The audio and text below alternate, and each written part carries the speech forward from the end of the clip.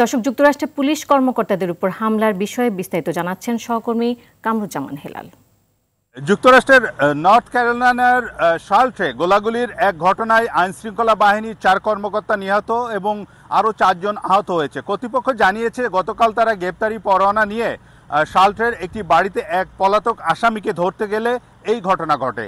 শার্লটের Mecklenburg police বিভাগ জানায় যে আইনশৃঙ্খলা বাহিনীর কর্মকর্তারা বাড়িটিতে হাজির হওয়ার সঙ্গে সঙ্গে ওই ব্যক্তি তাদের দিকে গুলি চালান এবং এই সময় পাল্টা গুলিতে তিনি নিহত হন। কিন্তু ওই বাড়ির ভেতরে আরও থেকে গুলি ছোড়া হয়। প্রায় 3 ঘন্টা ধরে অচলাবস্থা চলার পর আরও 2 জন সন্দেহভাজককে গ্রেপ্তার করা হয় এবং যে হোয়াইট হাউস জানিয়েছে যে প্রেসিডেন্ট বাইডেনকে ঘটনাটি জানানোর পর তিনি নর্থ ক্যারোলাইনার অঙ্গরাজ্যের গভর্নর রয় কুপারের সঙ্গে টেলিফোনে কথা বলেছেন এবং শার্লট মেকলেনবার্গ পুলিশের বিভাগের প্রধান জনি জেনিংস সোমবার রাতে এক সংবাদ সম্মেলনে জানান যে 4 জন কর্মকর্তা নিহত হয়েছেন এবং তাদের মধ্যে 3 জন ইউএস মার্শাল টাস্ক ফোর্সের সদস্য, যা একাধিক সংস্থার কর্মকর্তাদের নিয়ে গঠিত।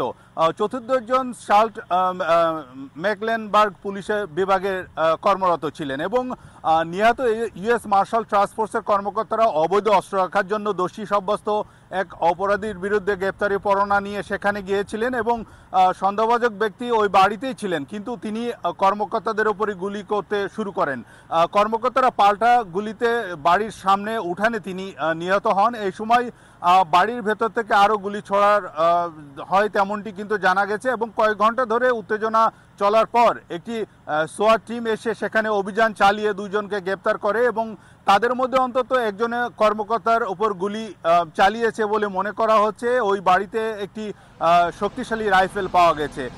তো পরিশেষে বলতে হয় এই ধরনের গোলাগুলির ঘটনা কিন্তু প্রতিদিনই যুক্তরাষ্ট্রে ঘটছে। পুলিশ সদস্য ছাড়া মার্কিনিরা সাধারণ এখানে যারা বাংলাদেশি আছে তারাও কিন্তু নিহত হচ্ছে। তো এখানে সাধারণ মার্কিনিরা চায় যে এই ধরনের অস্ত্র আইন বন্ধ করা হোক। এই জন্য সরকারের সদিচ্ছা এবং বড় যে 2টি দল আছে, ডেমোক্রেট এবং রিপাবলিকান, তাদের সদিচ্ছা থাকার প্রয়োজন আছে।